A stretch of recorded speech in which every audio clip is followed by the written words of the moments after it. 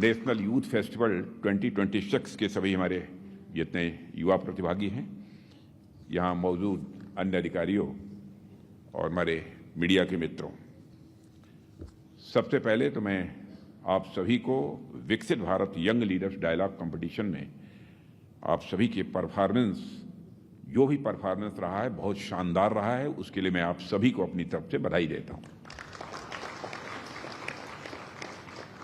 यदि आपका परफॉर्मेंस शानदार न रहा होता तो मैं समझता हूं कि आज यहां पर आने का अवसर भी न मिलता।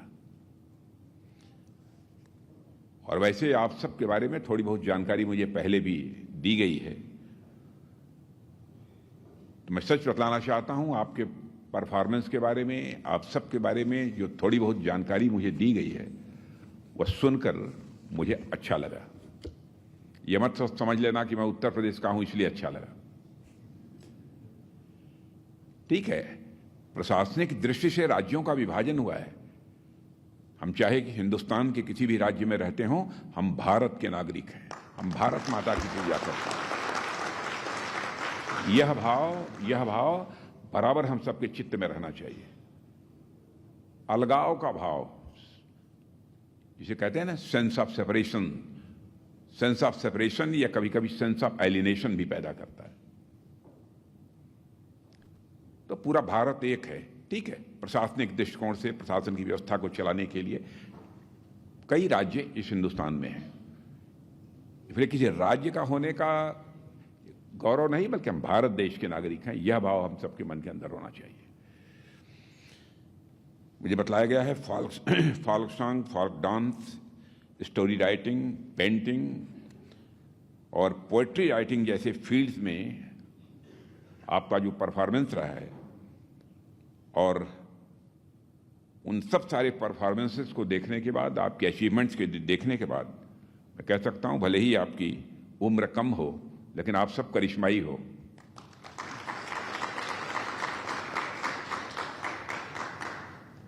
आते ही जब आप सब खड़े थे, जब ग्रुप फोटोग्राफ होने वाला था, तो मैं आते ही दरवाजे से ही आप सबके चेहरे की ओर देखा।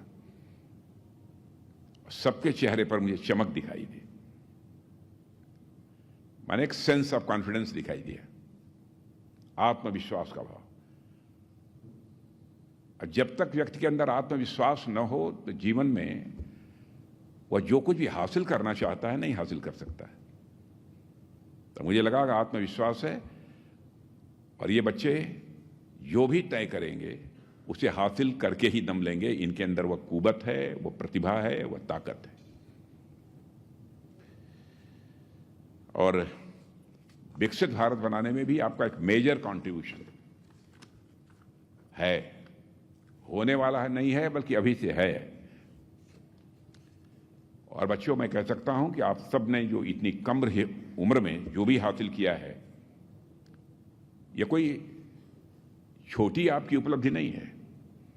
इस कंपटीशन में देश के कोने कोने से हजारों टैलेंटेड बच्चे शामिल हुए थे, जिनमें से आप सब चुने गए। यही है नीरज ना?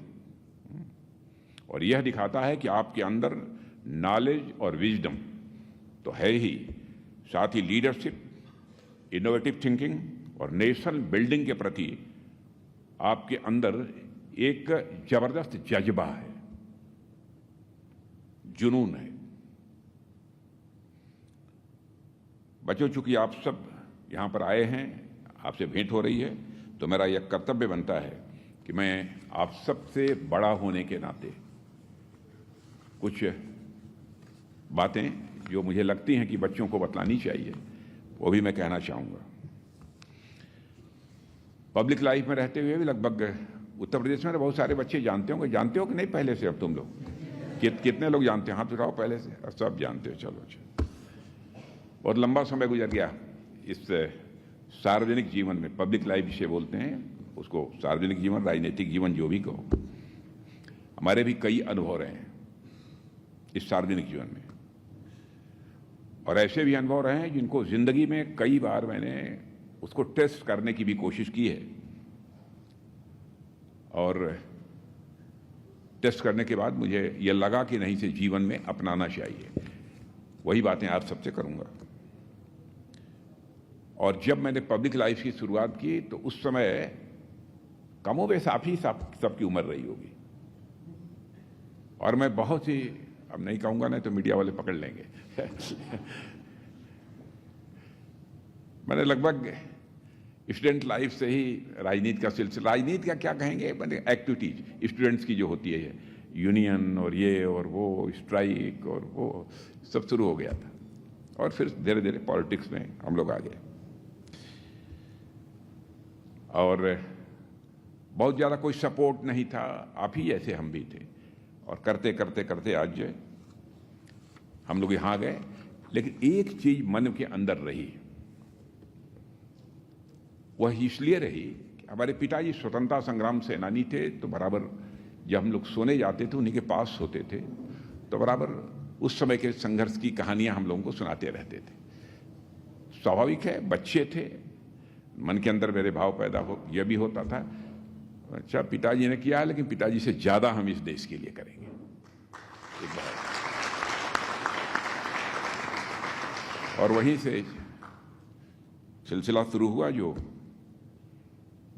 आज हम लोग यहां तक पहुंचे हैं। लेकिन यहां पहुंचे हम कोई बड़े हो गए हैं ऐसा मत मानना। कोई व्यक्ति अपने जीवन में पद के कारण बड़ा नहीं होता, पद के कारण उसका कद बड़ा नहीं होता। मनुष्य का कद यदि बड़ा होता है तो उसकी कृतियों के कारण बड़ा होता है, उसके कामों के कारण बड़ा होता है, पद के कारण बड़ा नहीं होता। उसका व्यवहार कैसा है, उसका आचरण कैसा है, कैसे लोगों के साथ बिहेव करता है, इन सब चीजों से बड़ा होता है। और मैं समझता हूं आप सबको भी जीवन में इसे स्वीकार करना चाहिए। जिंदगी में मुसीबतें भी आती हैं, तरह तरह की समस्याएं भी आती हैं, और ये मान लो कि एक नेचुरल पार्ट है जिंदगी का, एक स्वाभाविक एक ये हिस्सा है। और कोई भी आदमी अगर सोच कर चलता है कि नहीं हमको आगे बढ़ना है, कठिनाइयां नहीं मिलेंगी, तो ये मान लो कि असंभव है।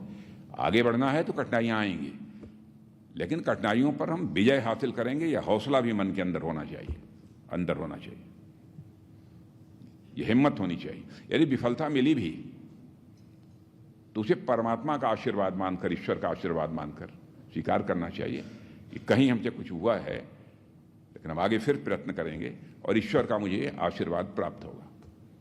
और जब मैं ईश्वर की बात करता हूं यहां पर बैठकर, तो कुछ ऐसे सो कॉल्ड प्रोग्रेसिव्स हैं जो है कहते हैं कि पता ये सब क्या बातें करते हैं, ये कोई बात है बच्चों?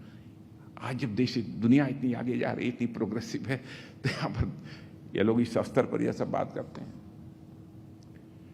लेकिन बच्चों, जीवन में मानकर चलना कि कोई न कोई सुपर पावर है जो होल यूनिवर्स को गवर्न कर रही है, ठीक है ना? बराबर उससे डरते रहना।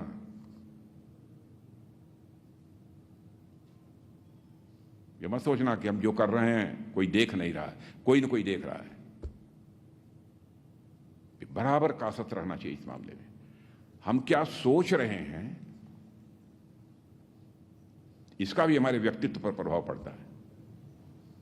नेगेटिविटी, नकारात्मकता हमारे अंदर यदि पैदा हुई तो आप समझ लो कि हम बहुत कुछ नहीं कर पाएंगे। इंट्रोस्पेक्ट करो। नेगेटिविटी यदि अंदर पैदा हो रही है तो समझ जाओ कि कहीं न कहीं कोई गड़बड़ है।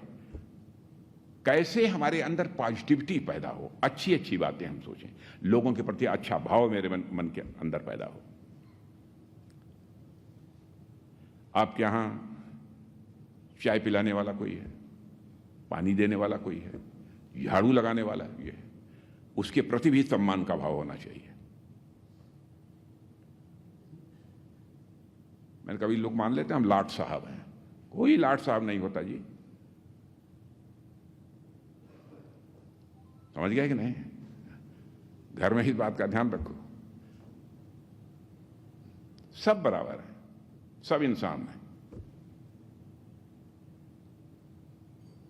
यह भाव अपने मन के अंदर पैदा करना।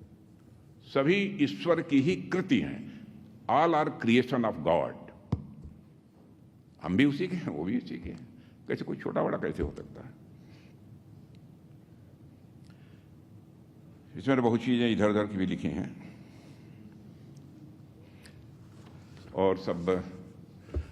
कभी कोई कामयाबी नहीं मिलती है तो मैं समझता हूं कि घबराना नहीं चाहिए, क्योंकि ज़िंदगी में चैलेंजेस आते रहेंगे, प्रॉब्लम्स आती रहेंगी, लेकिन उसको बहुत हल्के तरीके से लेना चाहिए, कोई घबराना नहीं चाहिए। अरे आज आई है प्रॉब्लम तो कल कुछ अचीव भी करेंगे, यह तय है। आज कष्ट मिला है तो कल तो सुख मिलने वाला है। यह तो नेचर्स इटर्नल लॉ है, यह प्रकृति का शाश्वत नियम है कि आज मैं कष्ट में हूं तो कल सुख होगा। आज सुख में हूं तो मानकर चलो कि कल भी कोई न कोई कष्ट या कोई तकलीफ आने वाली है, यह भी मन के अंदर रहना चाहिए भाव, और उसे घबराना नहीं चाहिए। और यह भी मानकर चलो कि जो भी समस्याएं आती हैं वो अपने साथ एक संदेश लेकर आती हैं। वो हमारी देखती हैं कि यह व्यक्ति कितना वीक है, कितना कमजोर है, इसके अंदर जो प्रिपरेशन सोच करने चाहिए उसकी कितनी कमी है। और इसीलिए अगर हम खुले मन से देखें तो हर डिफिकल्टी हमें थोड़ा सा मैच्योर और थोड़ा स्ट्रांग बना देती है।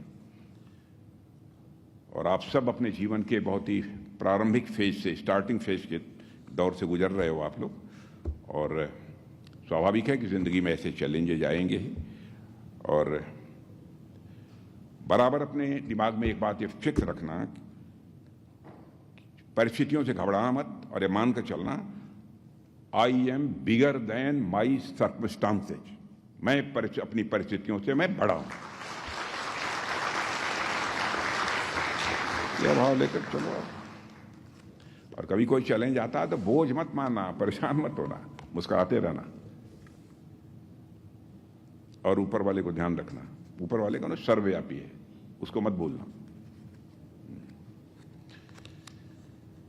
और मैं समझता हूं ऐसे अवसर आते हैं तो कुछ लेकर आते हैं। कठिनाइयां भी पैदा होती हैं तो मान लो कठिनाई इसलिए पैदा हुई है, प्रॉब्लम इसलिए हमारे सामने खड़ी हुई है कि भविष्य में हमको कुछ परमात्मा देने वाला, हासिल होने वाला है। और इसमें बहुत इधर उधर की बातें लिखी हैं।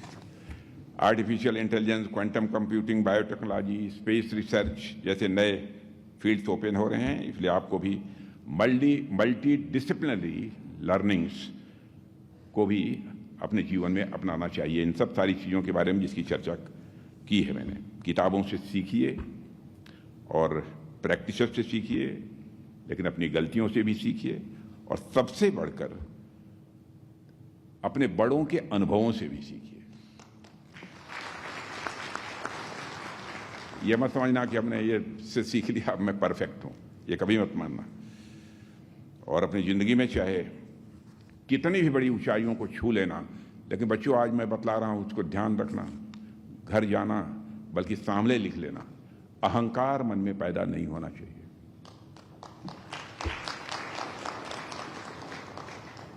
रंच मात्र भी अहंकार पैदा हुआ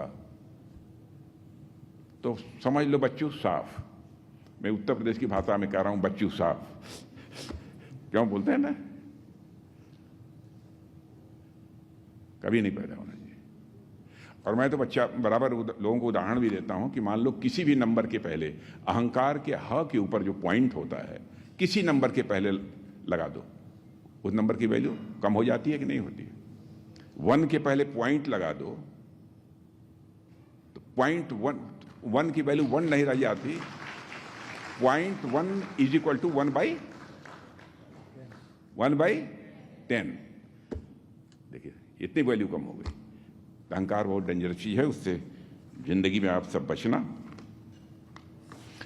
और मैं समझता हूं कि आप वर्तमान के ही नहीं बल्कि बच्चों आप सब भारत के भविष्य हो, भारत के भविष्य हो। पूरे आपके गांव में, आपके क्षेत्र में सब सारे लोग होंगे, सबको साथ, अमीर गरीब, किसी जाति पंथ, किसी भी धर्म मजहब का हो, सबको साथ लेकर चलने की कोशिश करो। सबको साथ लेकर चलिए। मन में नफरत और घृणा का भाव ये किसी भी सूरत में पैदा नहीं होना चाहिए। भाषण बहुत हो गया, भोजन भी होना चाहिए। आप सबको मेरी बहुत बहुत शुभकामनाएं।